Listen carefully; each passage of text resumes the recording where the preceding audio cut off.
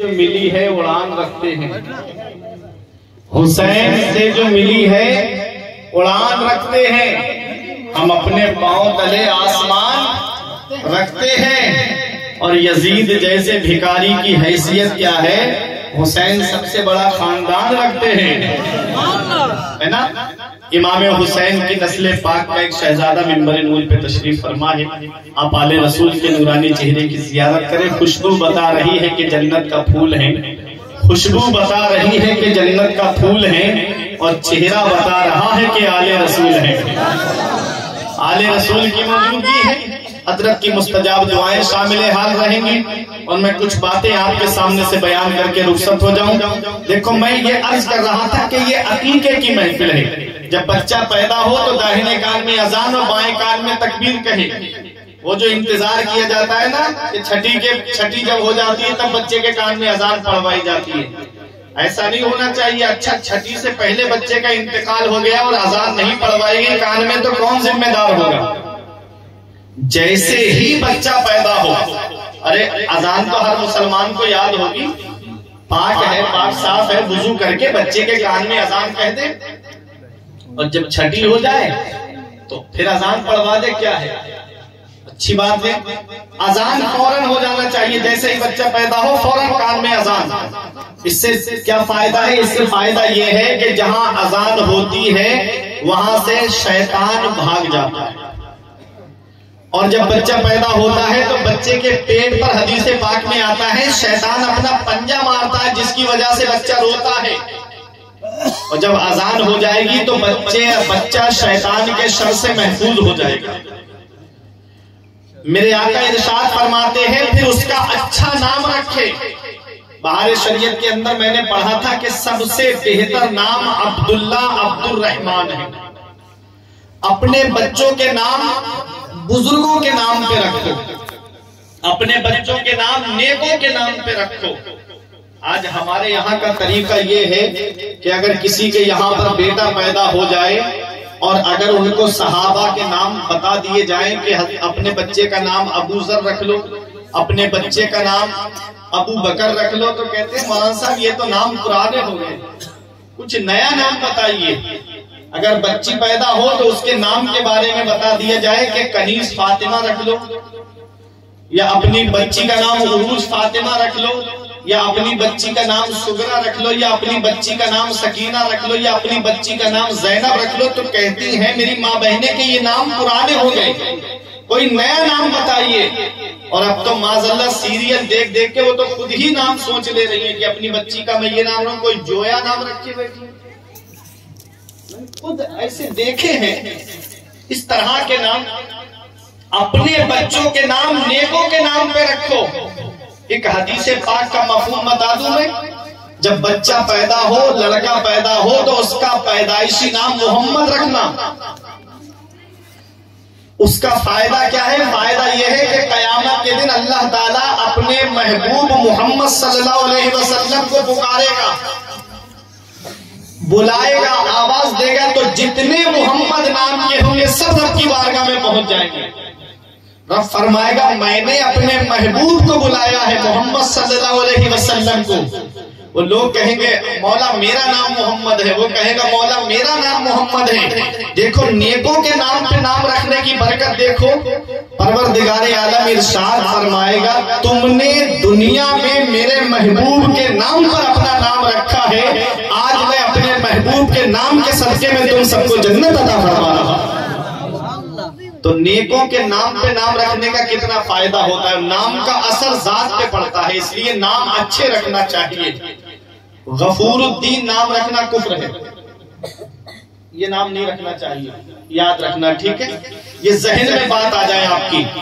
اب ایک حدیث پاک، جب 7 سال کا ہو جائے تو نماز پڑھنا سکھاؤ، 10 سال کا ہو جائے مار مار کے نماز پڑھواؤ۔ ہم کو اولاد کو تربیت کیا دینی چاہیے، تعلیم کیا دینی چاہیے؟ تو حدیث پاک میں اب پڑھ رہا ہوں۔ میرے آقا ارشاد فرماتے ادبوا اولادکم علی 3 خصال، اپنی اولاد کو 3 باتیں سکھاؤ۔ کتنی باتیں؟ 3 باتیں سکھاؤ۔ آپ بہت خاموش ہو گئے، ذرا محبت سے بولو سبحان اللہ۔ یہ آل رسول کی آمد ہے، محبت سے بولو سبحان اللہ۔ آقا میرے آقا نے فرمایا ادبو اولادکم علی ثلاث خصال، یہ علماء تشریف فرمائیں یہ جانتے ہیں ادبو امر کا صیغہ ہے، اور امر کبھی کبھی وجوب کے لیے بھی آتا ہے۔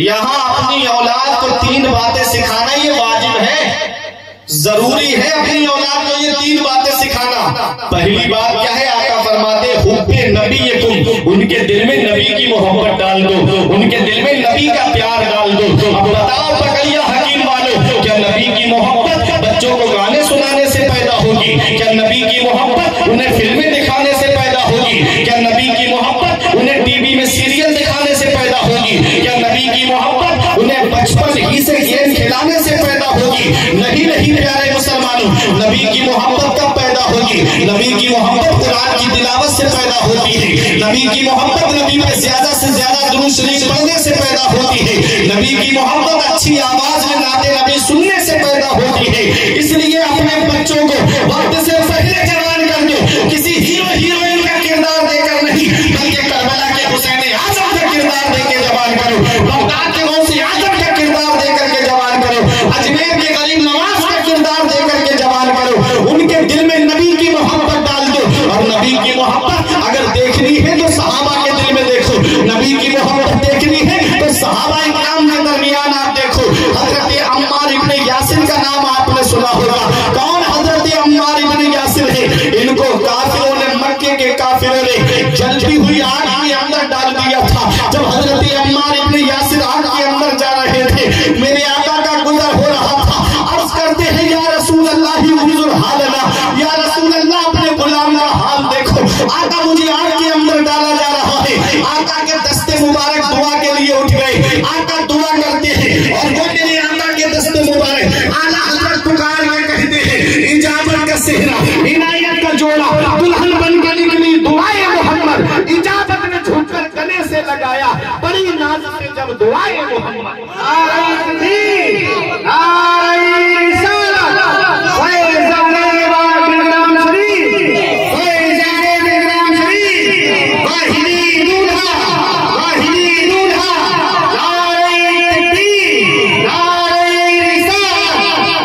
کیسی محبت ہے حضرت عمار ابن یاسر کے دل میں۔ میرے آقا نے ان کے لیے دعا کی، یا نار کونی بردن و سلامن علی عمار کما کنتے علی ابراہیم، اے آگ میرے عمار پر ویسی ہی ٹھنڈی و سلامتی والی بن جا جیسی حضرت ابراہیم پہ ٹھنڈی و سلامتی والی ہو گئی تھی۔ میرے آقا کا دعا کرنا تھا، آگ گل گلزار ہو جاتی ہے، آگ ٹھنڈی و سلامتی والی ہو جاتی ہے۔ حضرت عمار ابن یاسر آگ سے باہر نکلے، مکے کے کافروں نے سوچا اب کیا مشورہ کر کے بولے۔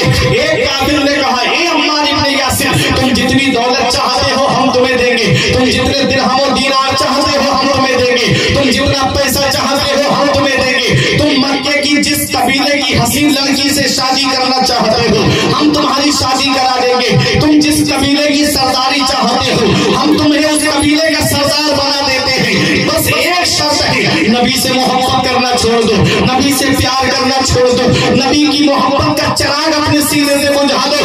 حضرت عمار ابن یاسر کا جواب سنو، حضرت عمار ابن یاسر کہتے ہیں اے مکے کے کافروں سنو، اگر ساری دنیا کی دولت لا کر میرے قدموں میں ڈال دو تب بھی میں اپنے نبی سے محبت کرنا نہیں چھوڑ سکتا، میں اپنے نبی سے پیار کرنا نہیں چھوڑ سکتا۔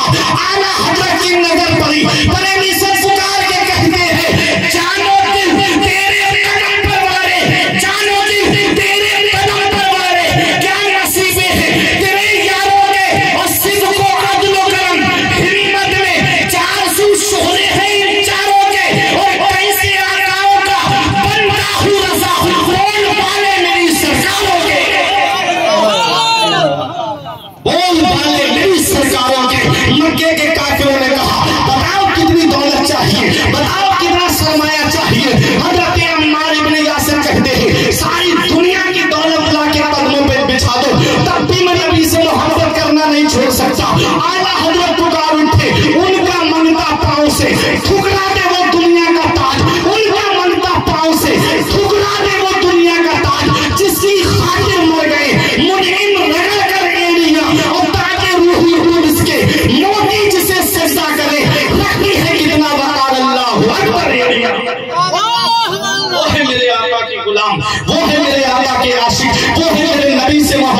کرنے والے ذرا دیکھ لو تاریخ اٹھا کر کے، اسکندریہ کو جب حضرت عمرو بن عاص نے فتح کیا، اس موقع پہ آپ دیکھ لو اس اسکندریہ کے قلعے کے اندر حضرت عیسیٰ علیہ السلام کی تصویر بنا کر کے عیسائیوں نے لگائی ہوئی تھی۔ کسی مسلمان نے ایک ایسا تیر مارا کہ اس تصویر کی ایک آنکھ پھوٹ گئی، اللہ اکبر، ایک آنکھ نکال دی، اور تصویر تو ویسے ہی شریعت میں اسلام نے حرام ہے، اللہ اکبر۔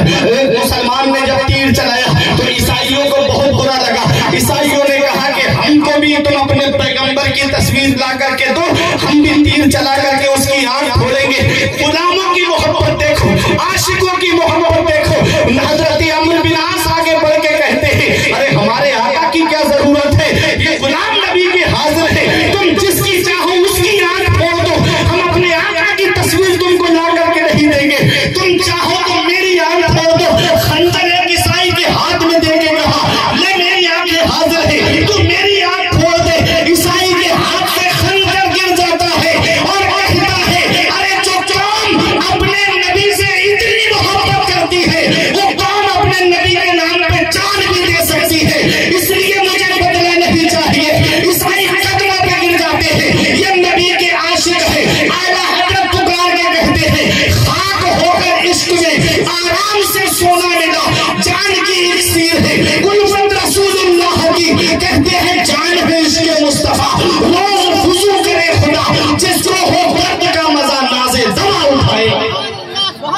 تو سچی محبت کرو نبی سے، سچا پیار کرو اپنے نبی سے۔ آؤ ذرا دیکھو، میرے آقا فرماتے حب نبی کو ان کے دل میں نبی کی محبت ڈال دو، اولاد کے دل میں نبی کی محبت ڈال دو۔ دوسری بات میرے آقا نے فرمائی وحب اہل بیتی، وحب اہل بیتی، اور میرے اہل بیت کی محبت ان کے دل میں ڈال دو۔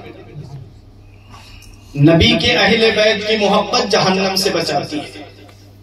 اہل بیت میں کون آتے ہیں؟ ویسے تو تمام ازواج مطہرات اہل بیت میں شامل ہیں۔